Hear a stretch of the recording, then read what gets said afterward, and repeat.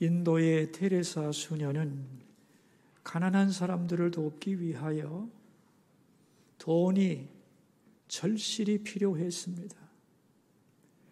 그래서 미국에 모금 운동을 하러 갔는데 어떤 사업가가 수녀님을 보고 이렇게 질문을 했습니다. 수녀님, 지금 가장 절실하게 필요한 것이 무엇입니까? 어떤 일을 하기 위해서 얼마의 돈이 필요한가를 물은 것이었는데 이 질문을 받은 수녀님은 잠시 생각을 하더니 이렇게 대답을 했습니다. 무엇가 가장 필요하냐고요? 지금 저에게는 예수님이 가장 필요합니다. 이 말을 듣고 그 사업가는 크게 놀랐다고 합니다. 저도 여러분에게 질문을 하고 싶습니다. 여러분, 지금 여러분에게 가장 절실하게 필요한 것이 뭡니까? Give me Jesus, 나에게 예수님을 주세요 라고 하는 노래가 있습니다. 가사가 이렇습니다. 아침에 내가 일어날 때 나에게 예수님을 주세요. 내가 홀로 외로울 때 나에게 예수님을 주세요. 그리고 내가 죽을 때 예수님을 주세요. 당신이 이 세상을 다 가져가도 좋아요. 하지만 예수님은 나에게 주세요. 이런 내용입니다. 많은 문제들이 우리를 둘러싸고 우리의 마음을 압박하고 있습니다. 이걸 해치고 나가기 위해서 우리에게는 필요한 게 참으로 많죠. 건강도 필요하고 물질도 필요하고 직장도 필요하고 지혜와 용기도 필요하고 평안한 마음도 필요하고 자녀의 앞길도 열려야 하고 인간관계도 개선되어야 하고 우리에게 요구되고 필요되는 것이 너무도 많습니다만 그러나 그 모든 것 중에서 가장 절실하게 나에게 필요한 게 뭐냐? 그것은 예수님이죠. 예수님이 지금 이 자리에 오셔서 나를 개별적으로 만나주신다면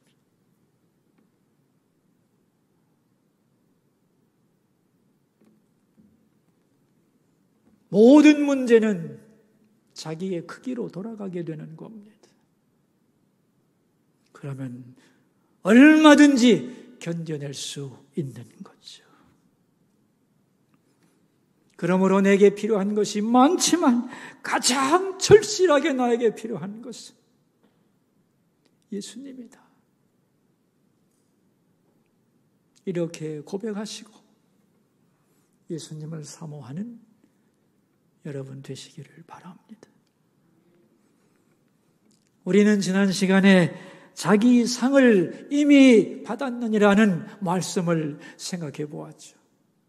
사람들이 행하는 의로운 행위의 대표 3가지가 있는데 그것은 구제와 기도와 금식이라고 했죠. 이렇게 아무리 의로운 행위를 할지라도 하나님과의 관계가 깨어져 있다면 그 행동도 얼마나 위선적이 될 수 있는가. 그러므로 겉으로 드러나는 행위가 다가 아니고 그 속에 들어있는 하나님과의 관계가 얼마나 중요한 것인지를 살펴보았습니다. 하나님과의 올바른 관계 속에서 나오는 행위여야 하는데 반대로 사람에게 보이려고 행동한다면 그는 자기 상을 이미 받았느니라. 하나님과는 계산이 끝난 거죠. 그러므로 하나님 임재의식을 가지고 행동을 할 때 거기에 하나님의 위로가 있고 그 행동에 대하여 하나님이 진정으로 상을 주신다는 것을 잊지 말아야 합니다. 이것이 올바른 신앙이고 이 신앙을 가지고 살 때에 주변 환경과 상관없이 흔들리지 않고 하나님 나라를 향하여 우리는 전진할 수 있는 것이지요. 예수님은 지금까지 믿음주의에 대하여 율법주의에 대하여 말씀을 하셨는데 오늘은 물질주의에 대하여 말씀을 하십니다. 여러분, 물질주의가 뭐죠? 우리가 살아가면서 물질은 꼭 필요하고 중요한 거죠. 그죠? 맞죠? 그런데 물질이 전부다. 그것을 넘어서는 가치는 존재하지 않는다. 이것이 물질주의입니다. 세상을 살아가려면 물질이 필요하고 그래서 하나님은 우리에게 물질을 주시지요. 그러므로 이제 그 물질과 우리와의 관계가 성립을 하는데 물질에 대하여 우리는 어떤 관계를 맺어야 하느냐는 거예요. 쉽게 말하면 신앙인의 물질관, 그것이 오늘 본문의 주제입니다. 오늘 본문에 등장하는 유대인들은 나라를 잃어버린 백성이었기 때문에 세상에 의지할 것은 돈밖에 없었어요. 그래서 그들은 돈을 아주 중요하게 생각했고 어떻게 벌 건가, 어떻게 모을 건가, 어떻게 관리할 것인가에 대하여 아주 마음을 많이 쓰는 사람들이었습니다. 또한 언제든지 자기가 살던 곳을 떠날 필요가 있었기 때문에 그들은 보물에 대한 집착이 대단했습니다. 왜냐하면 어디에 가더라도 보물은 자기 가치를 유지할 수 있었기 때문이죠. 본문에 보면 그 당시의 보물을 세 가지 카테고리로 나누고 있어요. 자, 그 당시의 보물이 뭐였나 한번 살펴볼까요? 19절 말씀인데 함께 읽겠습니다. 너희를 위하여 보물을 땅에 쌓아두지 말라. 거기는 좀과 동록이 해하며 도둑이 구멍을 뚫고 도둑질하느니라. 이 말씀을 보면 보물이 뭔지를 짐작할 수 있어요. 여러분, 옛날 사람들에게 있어서 첫 번째 보물은 옷입니다. 옷, 입고 있는 옷.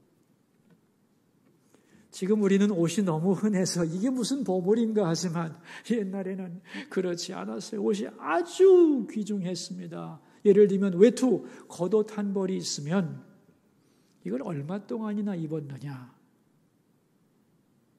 자, 외투 한 벌이 있는데 몇 년쯤 입었을까요? 10년? 20년? 30년? 아닙니다. 3대가 입었습니다. 아버지가 입던 외투 아들이 물려받고 손자까지 입었던 거예요. 근데 이 외투가 낮에는 외투지만 밤에는 이불도 되는 거예요. 이거 없으면 살 수 없는. 그러니 얼마나 소중해요. 보물 1호가 옷입니다. 옷. 그런데 이 옷은 아무리 좋은 것이라 할지라도 시간이 지나면 낡아진다는 거예요. 그래서 이 19절에 나오잖아요. 좀이 옷을 쏠아버리는 거예요. 두 번째는 보물이 뭐냐? 값비싼 장식품들이에요. 예를 들면 구리 거울, 안경, 시계, 혹은 잘 만든 칼, 이런 것들은 아주 귀중한 장식품이고 고가였습니다. 그런데 이런 것은 아무리 잘 관리해도 뭐가 되느냐? 동록이 해야 한다. 그래서 녹이 쓴다는 거예요. 세 번째 보물은 금과 은과 다이아몬드 같은 우리가 생각하는 보물. 그 보물은 도둑이 들어와서 훔쳐갈 수가 있다는 거예요. 자, 그러니 이러한 보물들을 어떻게 보관을 해야 되겠어요, 여러분? 어디다 어떻게 보관해야 되느냐는 거예요. 안전한 곳에 보관해야 되겠죠. 가치가 떨어지지 않고 오랫동안 보존할 수 있는 곳이 어디냐? 그래서 옛날 사람들은 큰 항아리 같은 곳에 그걸 담아서 아무도 모르게 땅속 깊이 파묻곤 했던 거예요. 이걸 보면서 예수님은 말씀하는 겁니다. 보물을 더 좋은 곳에 쌓아두라고. 그 더 좋은 곳이 어딜까요? 20절입니다. 함께 읽습니다. 오직 너희를 위하여 보물을 하늘에 쌓아두라. 거기는 솜이나 동록이 해하지 못하며 도둑이 구멍을 뚫지도 못하고 도둑질도 못하느니라 그랬습니다. 보물을 어디에 쌓아두라고요? 하늘에 쌓아두라는 거예요. 이 보물을 하늘에 쌓아두라는 말을 많은 분들이 오해하는데요. 오해하면 안 돼요. 돈을 벌지도 말라, 소유하지도 말라, 모으지도 말라, 가난하게 살라, 하나님께 다 바쳐라, 이런 뜻이 아니에요. 그렇게 악용했지. 보물을 하늘에 쌓아두라는 말은 하늘나라를 추구하는 삶을 살라는 거예요. 이 땅을 위해서만 다 쓰지 말고 그 물질을 가지고 영원히 가치 있는 일을 하라는 거예요. 그렇다면 여러분, 영원히 가치 있는 일이 뭘까요? 세 가지만 말씀드릴게요. 첫째는 내가 그리스도 닮은 사람으로 변해가는 거예요. 그게 아주 가치 있는 일이에요. 두 번째는 다른 사람들에게 그리스도를 전해서 그들도 하나님의 자녀가 되게 만드는 거예요. 세 번째는 하나님 나라의 가치관이 이 땅에 더 널리 퍼지게 만드는 거예요. 이게 가장 소중한 일이고 그런 일을 위하여 보물을 사용하라는 겁니다.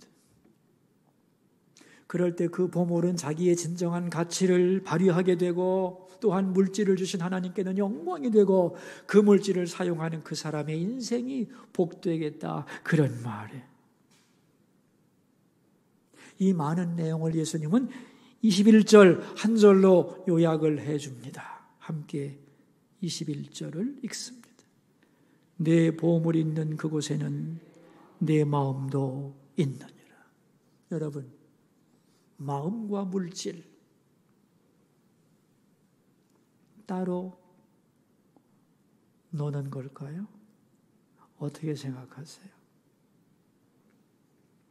마음과 물질은 연동되어 있는 거예요. 마음이 가는 곳에 물질이 따라가는 거죠. 그러니까 하늘에 마음을 두라는 거예요. 그러면 보물도 그곳을 따라간다는 거죠. 그것을 위해 사용하게 되고 그럴 때 그 보물은 영원한 가치를 가진다는 거예요. 왜냐하면 이 땅이 다가 아니거든요. 영원한 하나님의 나라가 있기 때문에. 그런데 왜 사람들은 보물을 하늘에 쌓아두지 못하는가? 그 이유가 22절입니다. 함께 읽어봅시다. 눈은 몸의 등불이니 그러므로 내 눈이 성하면 온 몸이 밝을 것이요. 뭐 때문이에요? 눈 때문이에요. 눈. 자, 여러분, 오늘 본문에서 눈을 뭐라고 그랬어요? 눈은 몸의 등불이다 그랬어요. 그러니까 눈이 밝으면 등불이 환하면 잘 보이겠죠? 그래서 어디로 어떻게 가야 되는지 길을 잃지 않고 바른 길을 걸어갈 수 있는 것이요. 다시 말하면 마음의 눈이 열리면, 영적인 눈이 떠지면 올바른 길, 안전한 길, 하늘나라를 바라보며 제대로 걸어갈 수 있는 거예요. 이 세상에는 물질의 눈이 먼 사람이 많다는 겁니다. 그래서 하나님 나라를 보지 못하지요. 이 땅만 바라보기 때문에 이 땅에서 더 편리하고 더 잘 사는 데만 온통 마음을 기울인다는 겁니다. 그래서 더 멀리, 더 높이, 더 영원한 가치의 것을 바라보지 못한다는 거예요. 그러므로 이 세상에 사람들이 많지만은 물질을 놓고 사람들을 구분하면 딱 둘로 갈라진다는 거예요. 24절 함께 읽읍시다. 한 사람이 두 주인을 섬기지 못할 것이니 혹 이를 미워하고 저를 사랑하거나 혹 이를 중히 여기고 저를 경히 여김이라. 너희가 하나님과 재물을 겸하여 섬기지 못하느니라. 하나님을 섬기는 사람과 재물을 섬기는 사람 둘로 갈라지는 거죠. 다시 말하면 인간에게는 두 종류의 주인이 존재합니다. 하나님 아니면 물질입니다. 아니, 어떻게 재물이 사람의 주인이 될 수가 있어? 이렇게 말할지 모르지만 아닙니다. 너무도 많은 사람들이 이미 돈을 주인으로 섬기고 있습니다. 돈만 있으면 뭐든지 할 수 있다고, 어떤 일이라도 하겠다고 하는 사람들이 세상에는 가득한 거예요. 이 세상에서 돈은 어떠한 파워를 가지고 있는가? 돈을 신처럼 생각하는 거죠. 전능하다고 믿는 겁니다. 그래서 여러분, 돈의 별명이 뭔지 아세요? 돈의 별명, 영어로 rival God입니다. 하나님과 경쟁하는 또 다른 신, 그런 뜻이에요. 황금만능주의 사회에서 많은 사람들은 하나님보다 물질을 더 추구하고 갈망하고 목말라 하는 거죠. 근데 원래 돈이 그러한 존재가 아닙니다. 기독교 신학에 의하면 돈은 세 가지로 정의됩니다. 첫째, 돈은 수단일 뿐 목적이 아니다입니다. 돈은 이 세상을 살아가는 데 있어서 꼭 필요한 도구이며 수단이지 그 자체가 인생의 목적이 아니라는 거예요. 얼마의 돈을 벌겠다는 것이 인생의 유일한 목적이라면 그 사람의 인생은 허무한 거죠. 돈은 수단이지 목적이 아니다. 두 번째, 돈은 하나님이 주시는 선물이다. 이거예요. 여러분, 누구나가 다 돈 벌고 싶어 하죠? 그렇다고 다 버는 게 아닙니다. 하나님이 벌게 해야 합니다. 물론 나는 노력하지요. 그런데 그 노력에 대하여 하나님이 벌 수 있도록 선물을 주시라는 거예요. 그래서 돈은 하나님이 주시는 선물이라는 거예요. 세 번째, 우리는 그러므로 물질의 청지기다. 그것입니다. 청지기가 뭐예요? 주인의 것을 맡아서 관리하는 사람입니다.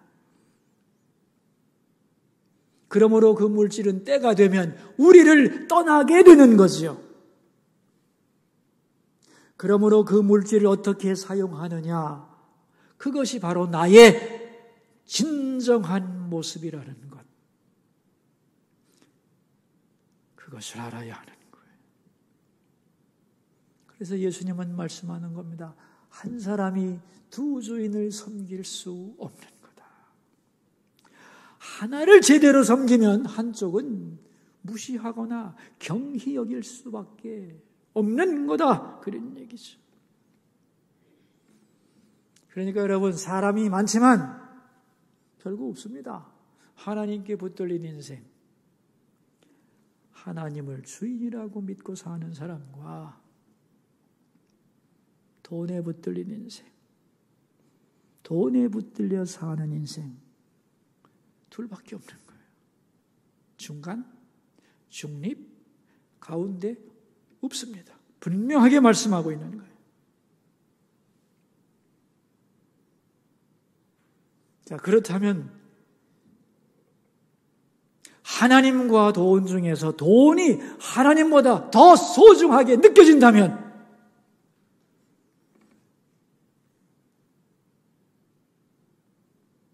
돈만 생긴다면 하나님을 멀리할 수도 있고 뒤로 물리칠 수 있다고, 나에게 있어서 돈이 하나님보다 더 소중하게 만약에 되었다면 그럼 어떡하죠?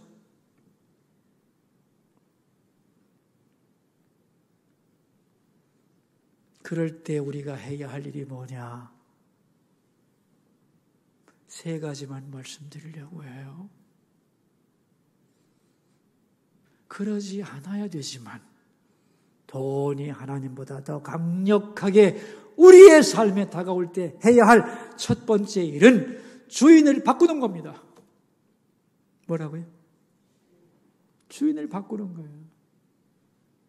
여러분, 우리가 회개합니다. 회개라는 말을 쓰는데 이 회개의 원래 뜻이 뭐냐면 주인을 바꾼다는 뜻이에요. 잘못된 주인을 몰아내고 진짜 주인으로 바꿔야 되는 거예요.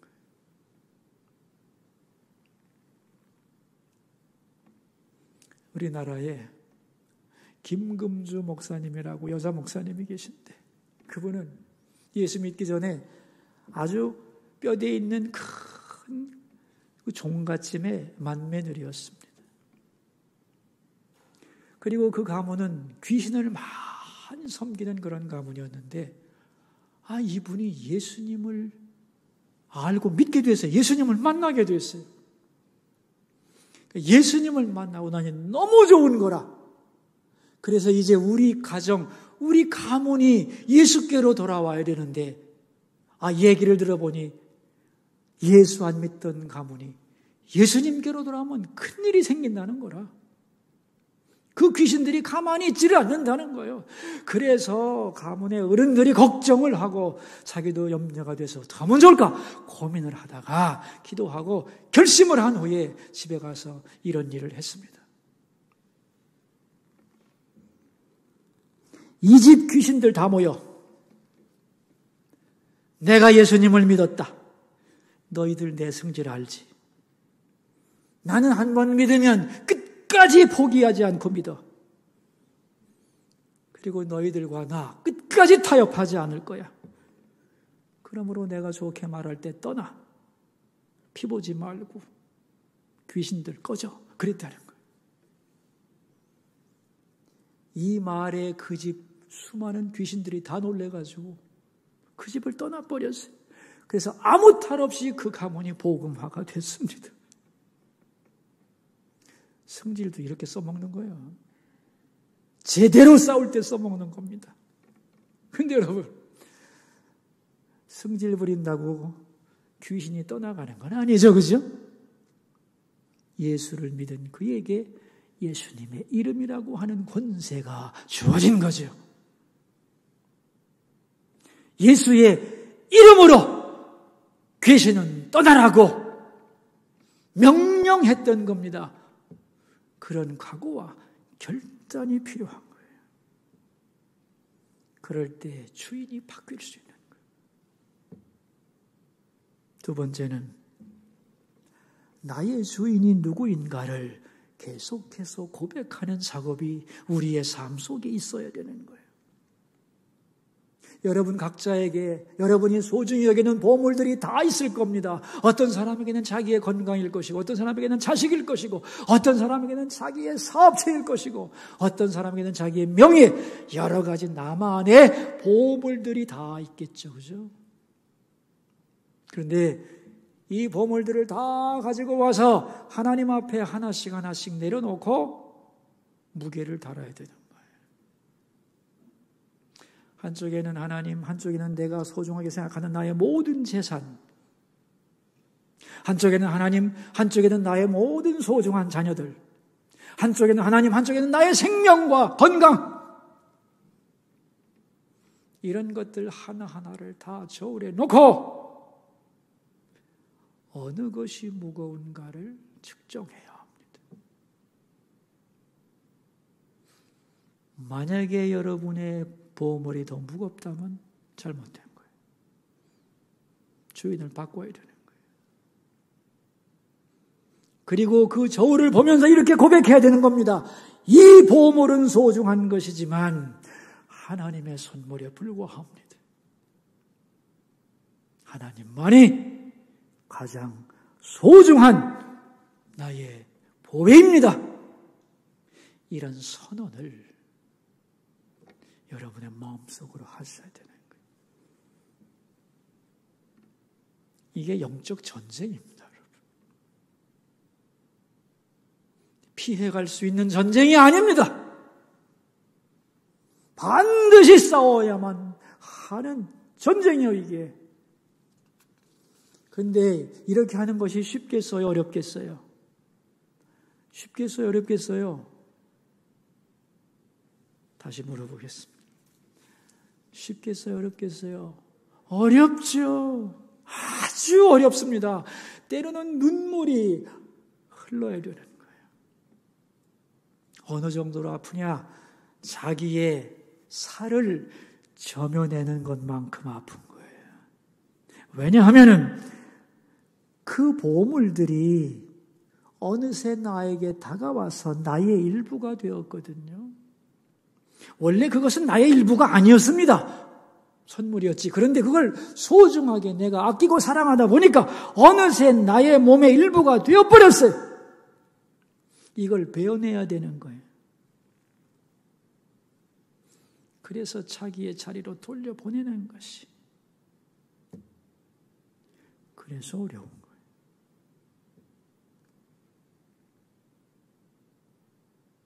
전에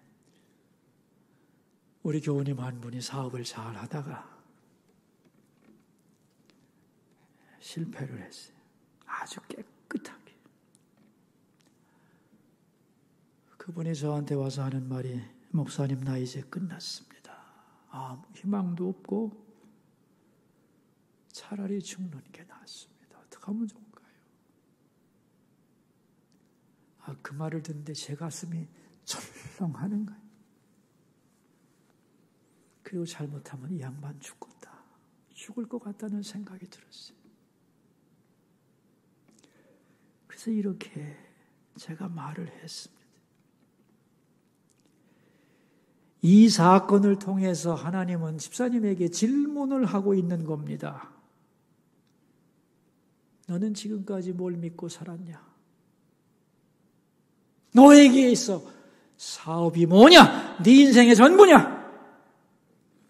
사업의 인생의 전부라면 집사님은 인생의 모든 것을 잃은 거죠. 근데 잘 생각해 보세요. 그 사업 누가 집사님에게 주었나요? 하나님이죠. 그런데 그 사업이 망했습니다. 이제 하나님이 거두어 가신 겁니다. 이제 집사님은 고백할 때입니다. 사업이 나의 주인이 아니고 하나님이 나의 주인이라는 것을. 그러므로 주신 자도 여호와시오, 취하신 자도 여호와시니 하나님께서 찬송받으시기를 원합니다. 그렇게 고백해 보세요. 그러면 하나님도 영광을 받으시고 당신도 살아납니다.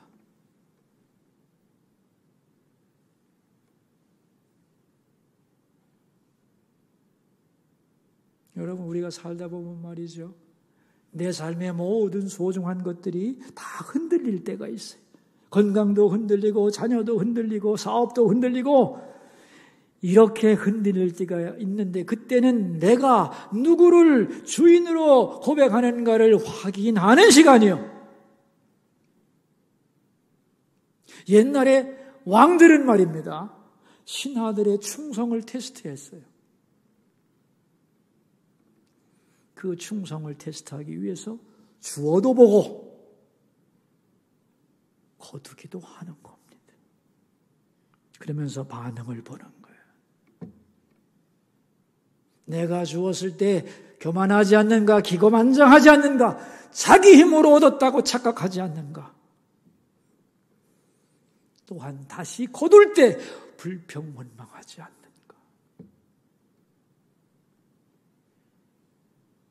충성된 신하는 왕이 주실 때 감사로 받습니다. 교만하지 않아요. 그리고 거두실 때 불평하거나 원망하지 않습니다. 왕께서 거두실 분이에요. 하나님도 마찬가지입니다. 우리가 소중히 여기는 것들을 때로는 흔들면서 너의 진정한 주인이 누군가를 고백하라는 거예요. 우리를 위해서.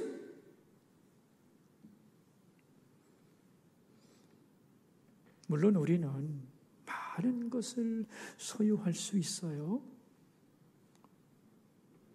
그러나 언제나 그 모든 소유를 보면서 이 모든 것이 주님의 것이라는 것을, 그리고 언제든지 주님 앞에서 내려놓을 수 있다는 것을, 주님만이 진정한 주인이라는 것을 주님은 고백하기를 원하는 거예요. 왜냐하면 그분이 진정한 주인이기 때문에.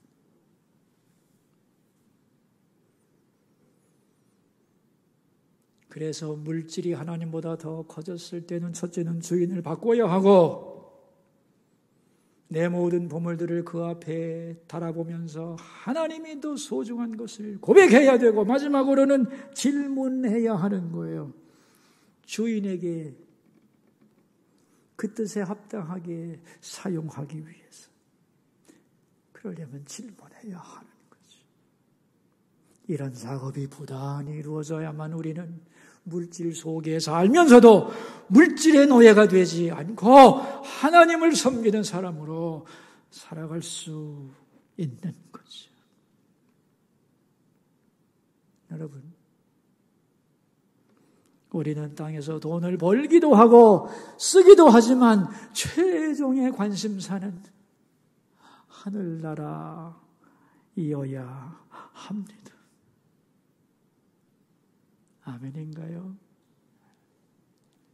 그리고 여러분에게 스스로 질문하기를 바라요. 나는 누구를 섬기고 있는가?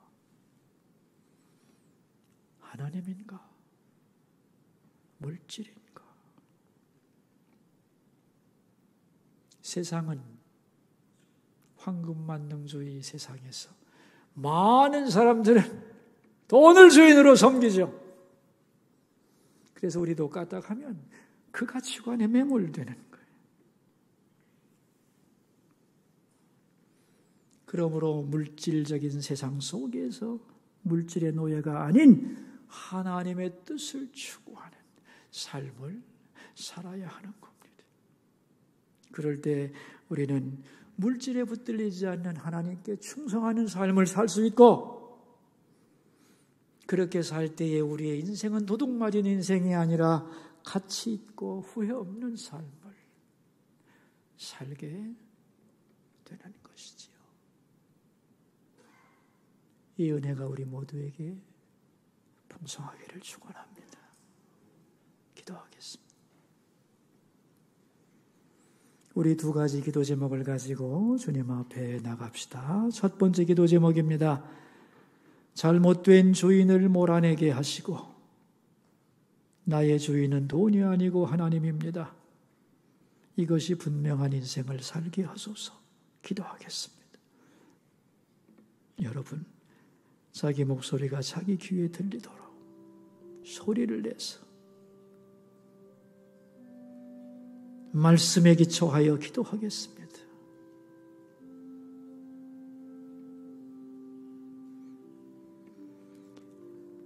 주님은 사람들 속에 있는 진정한 주인이 누군지를 보셨습니다.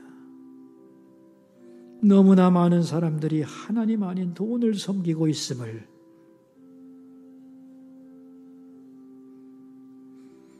그들이 눈을 뜨기를 바라면서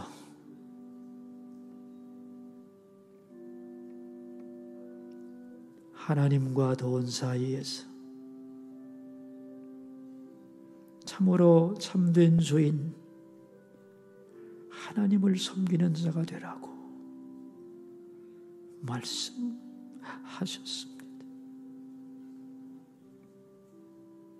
그러나 이 세상에 살아가는 우리들은 얼마나 쉽게 돈에 굴복하며 하나님보다 돈에 더 민감하게 살아가는지 다시 눈을 뜨게 하셔서 우리의 모습을 보게 하시고 나의 진정한 주인은 하나님이시며 내 안에 있는 잘못된 주인을 몰아내 주소서. 기도하며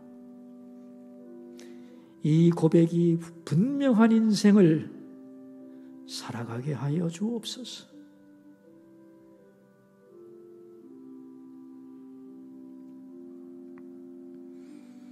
두 번째 기도 제목입니다. 돈이면 다 되는 세상이 되지 않게 하여 주소서. 보물을 하늘에 쌓아둔 사람들이 이 땅의 교회에 더 많아지게 하여 주소서. 기도하겠습니다. 하나님, 돈이면 다 된다고 하는 그런 생각을 가진 사람들이 가득한 이 땅이 되지 않기를 원합니다. 심지어 교회 안에도 이런 생각들이 파고들어와 지배하지 못하게 하여 주소서. 세상의 물질도 명예도 자식도 생명도 오직 하나님의 선물이라는 것을 고백하며 살게 하시고 진정 보물을 하늘에 쌓아두는 사람들이 이 나라 안에 이 땅의 교회 안에 더 풍성해지도록 도와주소서.